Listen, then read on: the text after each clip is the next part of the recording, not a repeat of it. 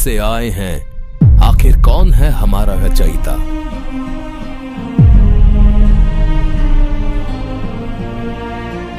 जिसने रची ये सृष्टि, कौन है वो जो है सबका पिता।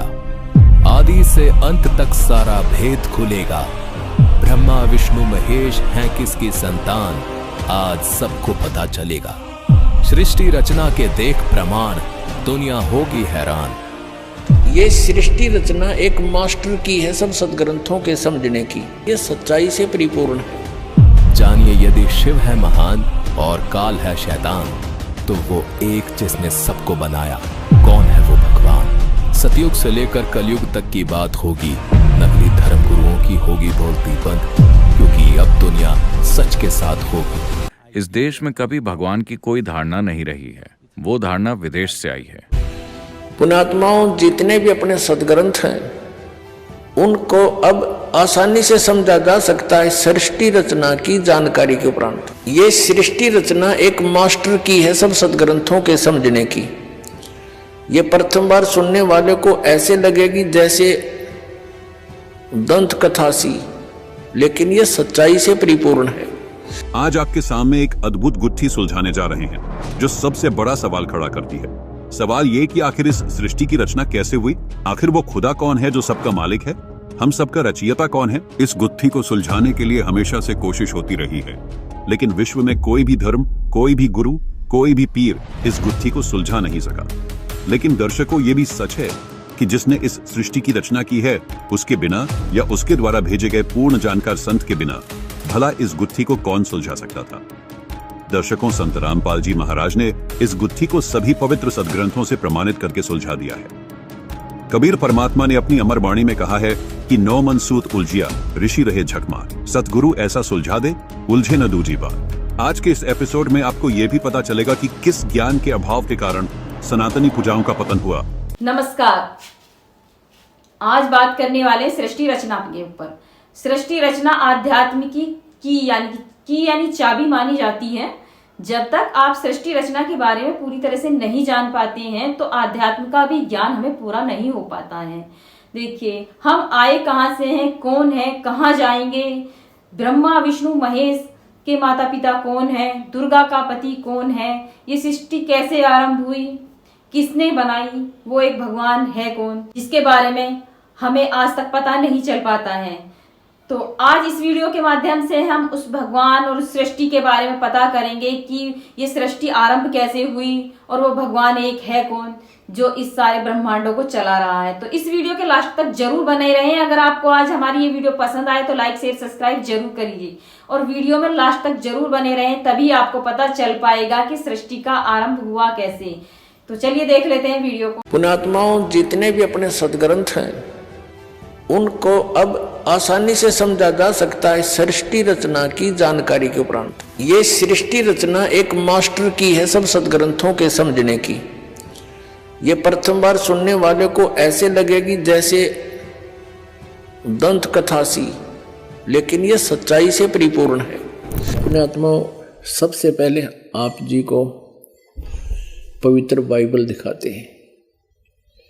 पवित्र बाइबल के अंदर आप अपने आंखों देखोगे कि परमात्मा ने 6 दिन में सृष्टि रची, 7वें दिन वो तख्त पर जा बैठा।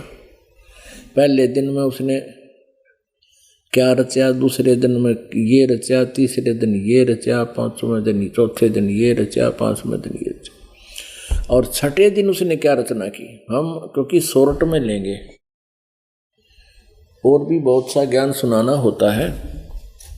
ये देखिएगा पवित्र बाइबल, संपूर्ण जीवन अध्ययन बाइबल, इसका अंग्रेजी से हिंदी अनुवादित है। ये उत्पत्ति नंबर 1 अध्याय है। यो आरंभ यहाँ से होता है और इसका प्रश्न नंबर 4 पे, प्रश्न नंबर 4 पे यहां से देखते हैं। आरंभ है, आदि में परमेश्वर ने आकाश और पृथ्वी की सृष्टि की। पृथ्वी बेडौल और सुनसान पड़ी थी और गहरे जल के ऊपर अंधियारा था, तथा परमेश्वर का आत्मा जल के ऊपर मंडराता था। जब परमेश्वर ने कहा उजियाला हो तो उजियाला हो गया, और परमेश्वर ने उजाले को देखा, अच्छा लगा, और परमेश्वर ने उजियाले को अंधियारे से अलग किया। परमेश्वर ने उजाले को दिन और अंधियारे को रात कहा, तथा सांझ हुई फिर भोर हुआ, इस प्रकार यो पहला दिन हो गया। फिर और रचना की, सांझ हुई फिर भोर हुआ, इस प्रकार ये दूसरा दिन हो गया। फिर ये सांझ हुई फिर भोर हुई, ये तीसरा दिन हो गया। हम यहाँ देखते हैं ये चौथा दिन, सांझ हुई फिर भोर हुई, फिर इस प्रकार चौथा दिन। यानी इसमें जो रचनाएं की, हम अपने मतलब की बातों पर आते हैं। पांचवा दिन, सांझ हुई फिर भोर हुई, इस प्रकार पांचवा दिन हो गया। पशु पक्षी पहले पैदा किए। अब देखो, अब फिर क्या, यहाँ से परमात्मा ने कहा, यहाँ ये 26वां श्लोक है, ये अध्याय 1 का ये 26वां श्लोक है। फिर परमेश्वर ने कहा, हम मनुष्य को अपने स्वरूप के अनुसार अपनी समानता में बनाए, और वे समुद्र की मछलियों और आकाश के पक्षियों और घरेलू पशुओं और सारी पृथ्वी पर और सब रेंगने वाले जंतुओं पर जो पृथ्वी पर रेंगते हैं अधिकार रखें। इनको खाने का नहीं कहा, केवल उनका कंट्रोलर हो, बुद्धि ज़्यादा हो उसमें। तब परमेश्वर ने मनुष्य को अपने स्वरूप के अनुसार उत्पन्न किया।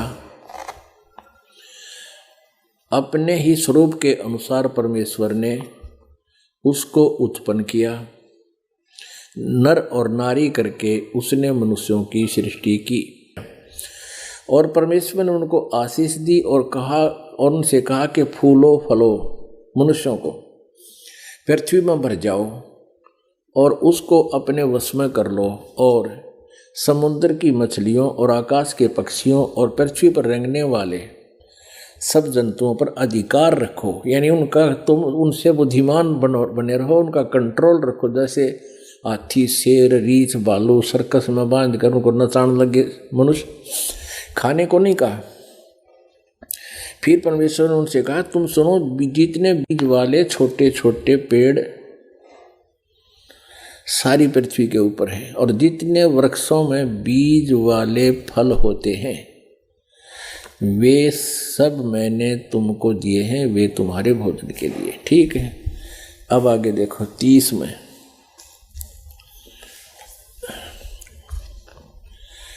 और जितने पृथ्वी के पशु और आकाश के पक्षी और पृथ्वी पर रेंगने वाले जंतु हैं, उनमें जिनमें जीवन के प्राण हैं, उन सब के खाने के लिए मैंने सब हरे हरे पेड़ दिए हैं। और वैसा ही हो गया। तब परमेश्वर ने जो कुछ बनाया था सबको देखा, तो क्या देखा कि वह बहुत ही अच्छा है। तथा सांझ हुई फिर भोर हुई, इस प्रकार यो 6वां दिन हो गया। यूं आकाश और पृथ्वी और उनकी सारी सेना का बनाना समाप्त हो गया। और परमेश्वर ने अपना काम जिसे वह करता था 7वें दिन समाप्त किया, और उसने अपने किए हुए सारे काम से 7वें दिन विश्राम किया। और परमेश्वर ने 7वें दिन को आशीष दी और वो पवित्र ठहरा। 7वें दिन परमात्मा ने विश्राम किया। अच्छा, और 6 दिन में सारी रचना रच कर 7वें दिन वो परमात्मा तो चला गया इस काल को ये पृथ्वी आधी देकर। कहाँ चले गए? अपने सतलोक में तख्त पर जा विराजे, तख्त पर जा विराजे। ये देखिएगा पवित्र कुरान शरीफ। रूपांतरकार हैं नंद कुमार अवस्थी, और ये वही है कुरान शरीफ। यह वह इल्हामी किताब है, यह वह किताब है जिसमें संदेह की कोई गुंजाइश नहीं, और ये सारा वही है। अब हम इसको फिर वहीं आते हैं, प्रश्न नंबर 604 पे, आयत नंबर 52 में। ये देखिएगा, ये सूरत फुरकानी है 25। फला तुतियल काफिरन व जाहिदुम बिही जिहादन कबीरन। ये 52 नंबर आयत है। न कबीरन कहो चाहे कबीरा कहो चाहे कबीर कहो। अब यहाँ इन्होंने अनुवाद भी किया है। यह 51 समाप्ति 52 में इन्होंने अनुवाद भी किया हिंदी में। तो ए पैगंबर यानी कुरान शरीफ का ज्ञान देने वाला अल्लाह, जिसको पूरा मुसलमान धर्म अपना भगवान मानता है, वो अपने पैगंबर हजरत मोहम्मद को आदेश दे रहा। तो ए पैगंबर तुम काफिरों का कहा न मानना, और इस कुरान की दलीलों से जो मैं तुझे आदेश दे रहा हूँ उनका सामना बड़े जोर से करो। इन्होंने कबीर का अर्थ बड़ा कर दिया, और ये यहाँ लिखना था कि ये जो काफिर लोग हैं वो कबीर को भगवान नहीं मानते, और तू उनकी बातों में आना, मेरे द्वारा दिए गए निर्देश पर कायम रहना और उस कबीर के लिए संघर्ष करना। वो भगवान है और वो काफिर उसने भगवान मानते कोई ना, इसका सीधा सा अर्थ है। तो ए पैगंबर तू काफिरों का कहा न मानना, और इस कुरान की दलीलों से जो मैं तुझे संदेश दे रहा हूँ से उनका यानी उस परमात्मा के कबीर के लिए उनका संघर्ष, उनके साथ संघर्ष करना, सामना करना, जोर से संघर्ष करना। अब आयत नंबर हम 53 देखते हैं। 52 हमने पढ़ ली, और ये बताया कि वो कबीर वही परमात्मा है, और वही है जिसने 2 दरियाओं को मिला चलाया, जिसने सारी सृष्टि रची। अर्थ ये है ना कहने का चला, एक का पानी मीठा प्यास बुझाने वाला, और एक खारी कड़वा, और दोनों के में एक आड़ और मजबूत रोक बना दी। यानी नीचे भगवान पृथ्वी में मीठा और खारा पानी है, दोनों में अलग अलग है। और वही है जिसने पानी की बूंद से आदमी को पैदा किया, फिर उसको साहिबे नसब यानी किसी का बेटा या बेटी, और ससुराल वाला यानी किसी का दामाद बहू बनाया। और तुम्हारा परवरदिगार यानी कुरान शरीफ का ज्ञानदाता किसी अन्य परवरदिगार की तरफ संदेश कर रहा है, हजरत मोहम्मद को बता रहा है।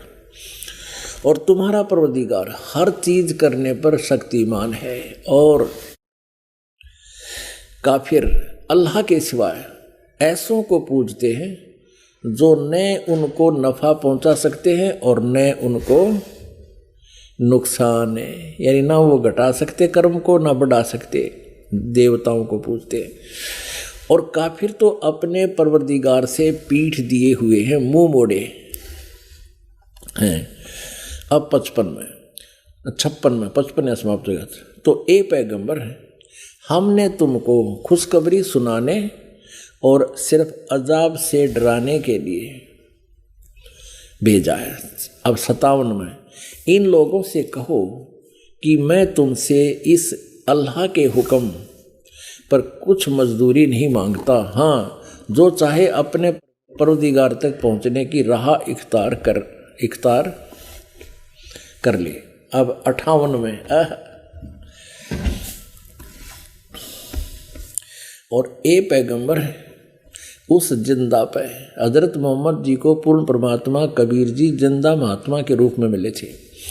तो यहाँ कहा कि वो तुझे मिला था जिंदा महात्मा के रूप। उस जिंदा पर, इसका अर्थ चैतन्य कर दिया, उस जिंदा पर भरोसा रखो जो कभी मरने वाला नहीं है, यानी अमर। और उसकी तारीफ, और तारीफ के साथ उसकी पाकी बयान करते रहो। यानी कुरान शरीफ के ज्ञान देने वाले अल्लाह जो पूरा मुसलमान समाज ये मानता है कि हमारे भगवान ने कुरान शरीफ का ज्ञान दिया, वो अल्लाह कह रहा किसी और भगवान के लिए पाकी बयान करते हुए अपने बंदों के गुनाहों से काफ़ी खबरदार है। यहाँ इन्होंने इस खबीरा का 58वीं हम पढ़ रहे हैं ना, इस खबीरा का इबादही खबीरा, वो पूजा की योग्य कबीरा है, कबीर है परमात्मा, इसका अर्थ इन्होंने काफ़ी कर दिया, बहुत कर दिया। यहाँ देखो, वह गुनाहों से वह काफ़ी खबरदार है, काफ़ी कर दिया। यहाँ लिख रहा था वो कबीर नामक परमात्मा, वह कबीर नामक परमात्मा अपने भक्तों के उस जिंदा पर भरोसा रखो जो कभी मरने वाला नहीं है, वो अविनाशी है वास्तव में, और तारीफ के साथ उसकी पाकी बयान करते रहो। और अपने बंदों के गुनाहों से, यानी वो सब पाप नाशक है, पापों का नाश कर देता है, गुनाहों का अपराधों का नाश कर देता है। और वह कबीर अल्लाह है, वो खूब जानता है आपके अपने भक्तों के बारे में, उनके ऊपर क्या आपत्ति है आने वाली है। 59 में कमाल कर दिया, जिसने आसमानों और ज़मीन और जो कुछ उनके बीच में है सबको 6 दिन में पैदा किया और फिर तकत पर जा विराजा, वह अल्लाह बड़ा। यहाँ लिखना था वह अल्लाह कबीर। यहाँ देखो रहमान है, यहाँ 59 में जो खबीर शब्द है, अरमानू यानी रहमान फसल भी ही खबीरन, यहाँ खबीरा कहो खबीरन कहो एक ही है, तो इसका अर्थ बड़ा बड़ा कर दिया इन्होंने।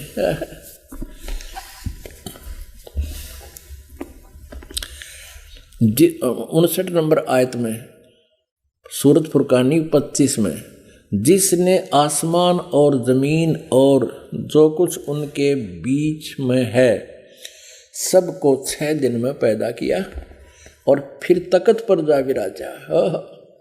6 दिन में सृष्टि रच के 7वें दिन यूँ अल्लाह बड़ा, यानी कबीर अल्लाह तो पूर्ण परमात्मा तो तकत पर जा बैठे, जा विराजा। वह अल्लाह बड़ा, वह अल्लाह कबीर, अल्लाह कबीर रहमान है, दयालु है। तो उसकी खबर यानी कुरान शरीफ के ज्ञान देने वाला अल्लाह भी उस पूर्ण परमात्मा से बाखबर नहीं है, उसके बारे में जानकार नहीं है। तो उसकी खबर, इसलिए हजरत मोहम्मद से कह रहा है कि उस पूर्ण परमात्मा की खबर जिसने सृष्टि रची तकत पर जा बैठा, किसी बाखबर इल्म वाले से पूछ देखो, बाखबर से यानी तत्वदर्शी संत से पूछ देखो, मैं नहीं जानता। फिर पढ़िए, जिसने आसमानों और ज़मीन और उस कुछ जो कुछ उनके बीच में है सबको 6 दिन में पैदा किया, फिर तकत पर जा विराजा। वह अल्लाह बड़ा, वह अल्लाह कबीर रहमान है। तो उसकी खबर किसी बाखबर से पूछ देखो। ये 59 आयत खत्म है। पवित्र बाइबल के प्रथम अध्याय जेनेसिस अर्थात सृष्टि रचना में लिखा है कि परमात्मा ने सर्वप्रथम बाबा आदम बनाए, फिर उसकी हड्डी निकालकर उसकी पत्नी हव्वा बनाई। दर्शकों, बाबा आदम के विषय में जैन धर्म का मानना है कि श्री ऋषभ देव जी, जो जैन धर्म के प्रवर्तक थे, जो प्रथम तीर्थंकर माने जाते हैं, वो मृत्यु के बाद बाबा आदम के रूप में जन्मे थे। दर्शकों, संत रामपाल जी जो भी बात कहते हैं वो प्रमाणित होती है। प्रमाण के लिए देखिए ये पुस्तक आओ जैन धर्म को जाने।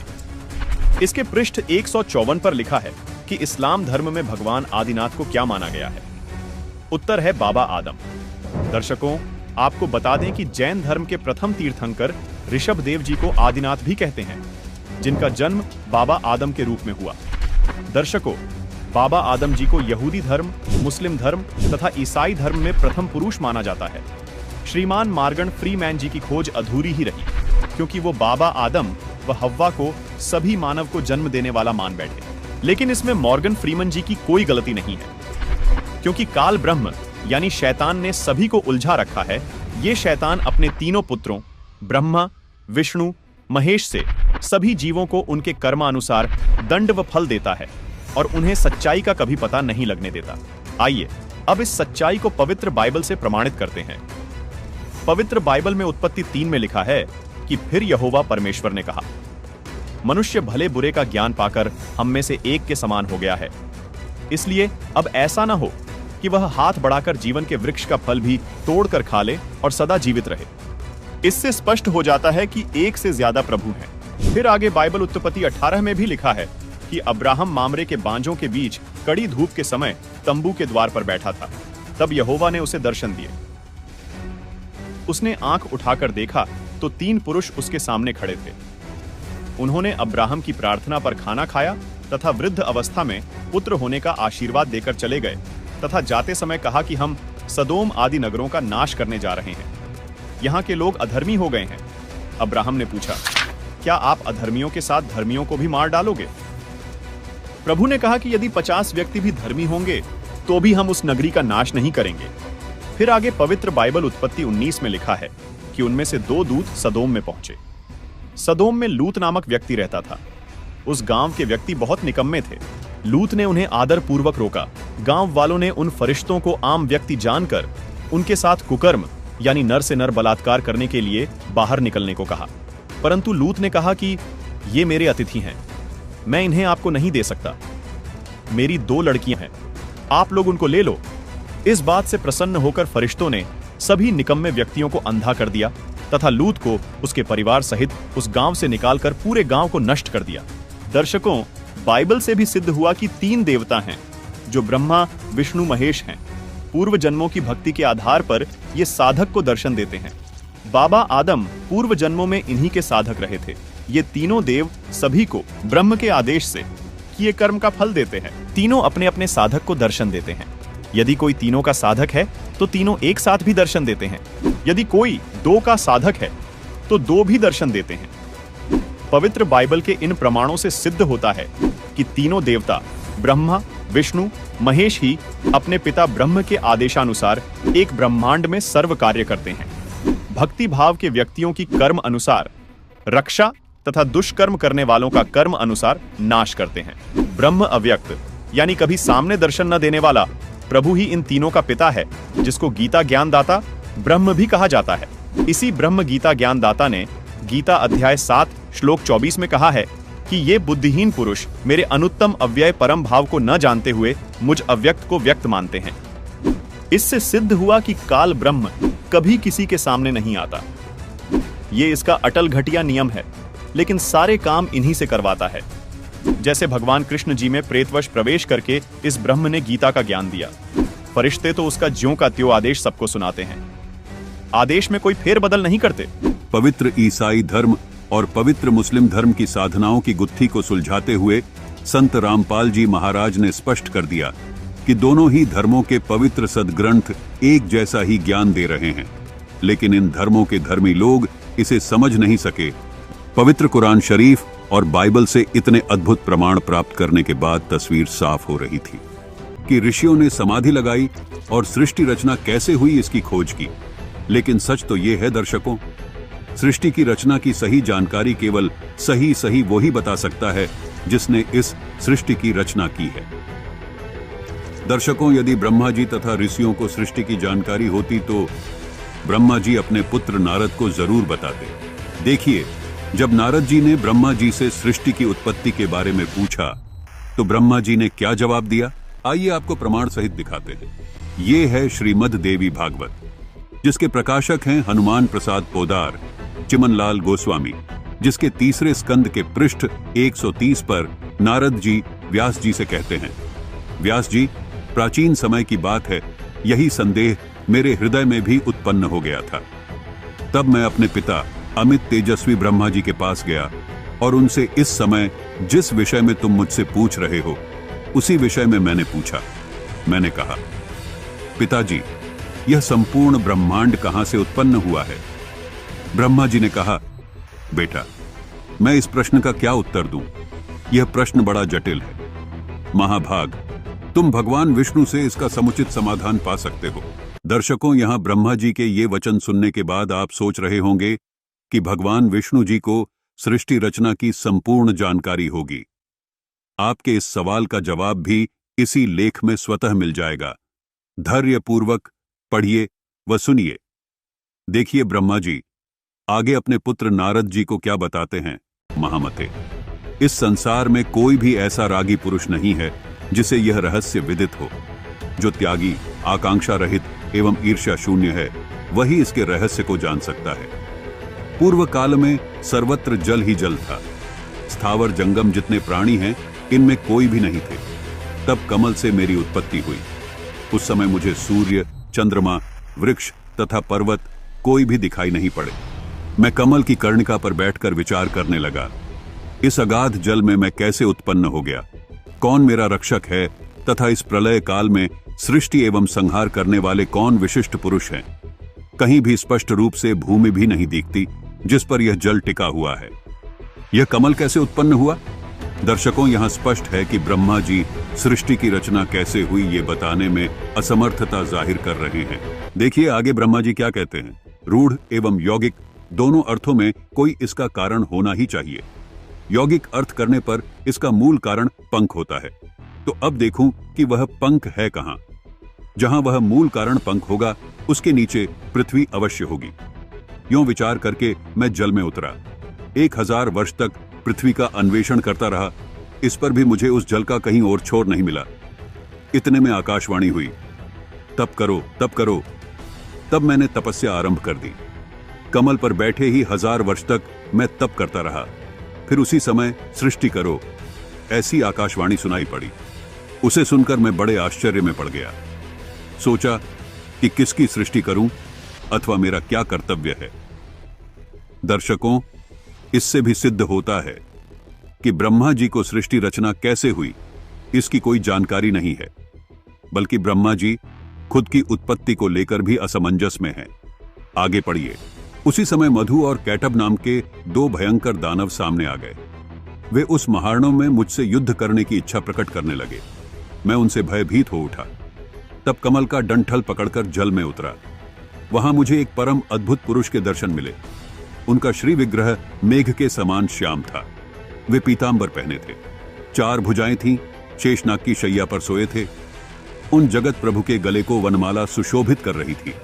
शंख, चक्र, गदा और पद्म, इन 4 आयुधों से वे अनुपम शोभा पा रहे थे। ऐसे शेषशायी भगवान विष्णु का मुझे दर्शन हुआ। वे योग निद्रा के वशीभूत होकर गाढ़ी नींद में सोए हुए थे। दर्शकों, ब्रह्मा जी की तरह विष्णु जी भी अचेत थे। दुर्गा और काल ने तीनों देवताओं को अचेत कर रखा था। उनकी सारी चेष्टाएं शांत थी। नारद जी शेषनाग की शैया पर सोए हुए उन प्रभु को देखकर मेरा मन चिंतित हो उठा। इतने में भगवती योग निद्रा याद आ गई। मैंने उनका स्तवन किया। तब वे कल्याणमयी भगवती श्री विष्णु के विग्रह से निकलकर अचिंत्य रूप धारण करके आकाश में विराजमान हो गई। दिव्य आभूषण उनकी छवि बढ़ा रहे थे। जब योग निद्रा भगवान विष्णु के शरीर से अलग होकर आकाश में विराजने लगी, तब तुरंत ही श्रीहरि उठ बैठे। उन्होंने मधु और कैटभ के साथ 5000 वर्षों तक बड़ी घमासान लड़ाई की। तब वे दैत्य मरे। पहले देवी के कटाक्ष से मधु और कैटभ मोहित हो गए थे। इसके बाद भगवान विष्णु ने गोद में लेटाकर उन्हें वहीं प्राणों से रहित कर दिया। अब वहां मैं और भगवान विष्णु 2 थे। वहीं रुद्र भी प्रकट हो गए। हम तीनों को भगवती आद्या शक्ति के दर्शन हुए। उन्हें देखकर मन मुग्ध हो गया। हमने उनकी उत्तम स्तुति की। तब वे आदिशक्ति हम लोगों से कहने लगी। देवी ने कहा, ब्रह्मा, विष्णु और महेश्वर, तुम भली भांति सावधान होकर अपने अपने कार्य में संलग्न हो जाओ। सृष्टि, स्थिति और संहार ये तुम्हारे कार्य हैं। तो दर्शकों, देवी पुराण के इस पूरे लेख से ये सिद्ध हो जाता है कि ब्रह्मा, विष्णु और महेश तीनों बेहोश थे। तीनों को सृष्टि रचना के बारे में जानकारी नहीं है। उनके उपासकों को सृष्टि रचना की जानकारी कैसे हो सकती है? इससे सिद्ध होता है कि संत रामपाल जी महाराज के अलावा सृष्टि रचना की संपूर्ण जानकारी किसी के पास नहीं है। दर्शकों, पवित्र बाइबल और पवित्र कुरान शरीफ में कहा गया है कि संपूर्ण जानकारी प्राप्त वेद मंडल 10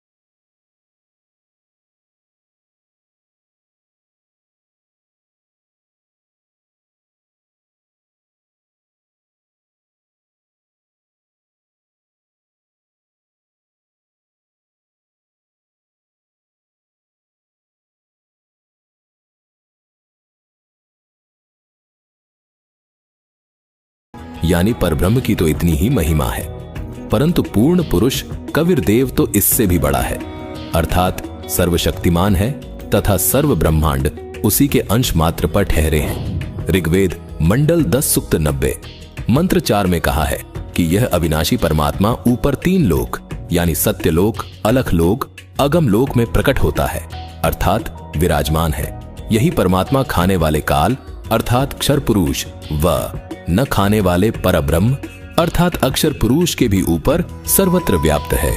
उसकी प्रभुता सर्व ब्रह्मांडों व सर्व प्रभुओं पर है।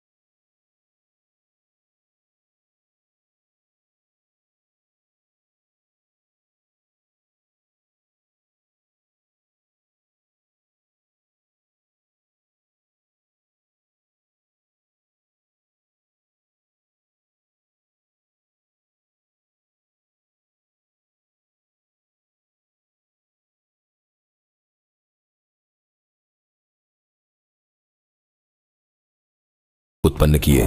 दर्शकों, इसी का प्रमाण गीता अध्याय 3 के श्लोक नंबर 14 और 15 में भी मिलता है, जिसमें कहा है कि इस ब्रह्म को अविनाशी परमात्मा से उत्पन्न हुआ जान। यहां ब्रह्म का अर्थ वेद किया है, जबकि ब्रह्म यहां ज्योति निरंजन है, जिसका अर्थ वेद नहीं हो।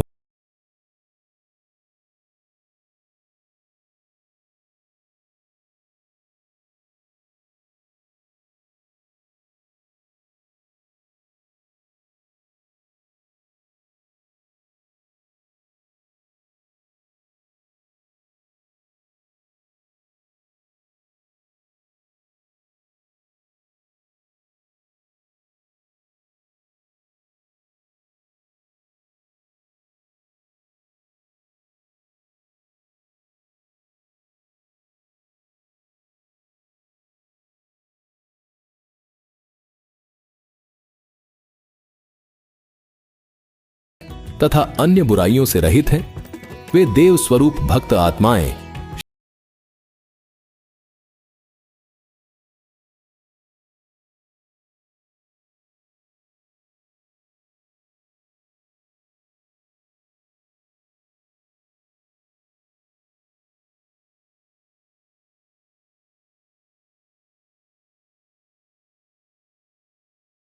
अर्थात पाप रहित हंस आत्माएं रहती हैं। दर्शकों, ऋग्वेद के इस मंत्र का समर्थन सूक्ष्म वेद भी कर रहा है। देखिए, सूक्ष्म वेद अर्थात कबीर सागर में बोध सागर के ज्ञान प्रकाश पृष्ठ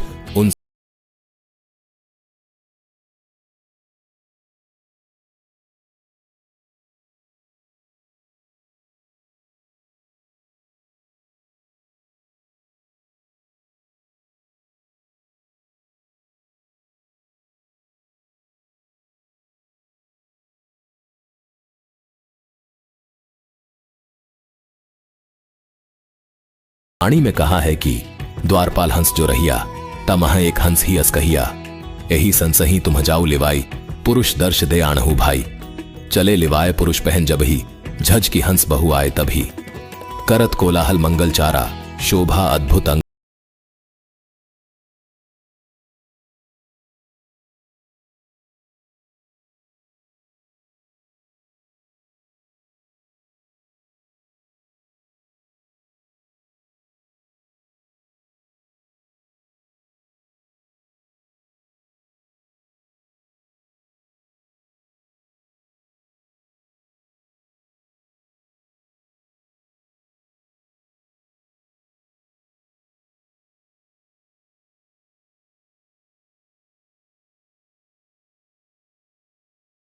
कि पुरुष प्रकाश सतलोक अंजोरा, तहां न पहुंचे निरंजन चौरा। यानी सतलोक में विराजमान परमात्मा का शरीर बहुत प्रकाशमान है, जहां निरंजन यानी काल ब्रह्म भी नहीं पहुंच सकता।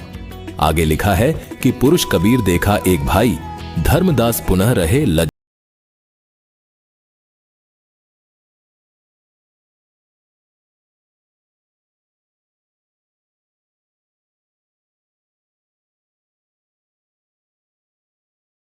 जा रहे थे वही सत्पुरुष हैं।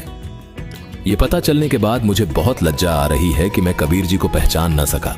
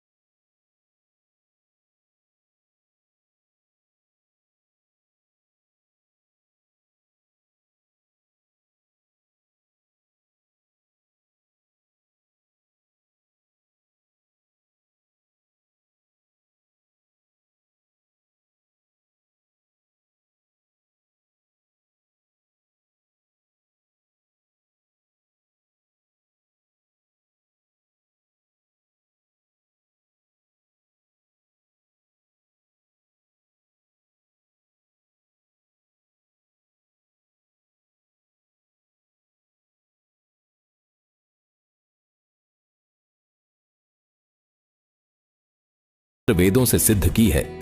इस संपूर्ण सृष्टि रचना को कबीर परमेश्वर ने सूक्ष्म वेद अर्थात कबीर सागर में कुछ ही वाणियों में बता दिया। आज आपने इस वीडियो के माध्यम से सृष्टि रचना के बारे में देखा।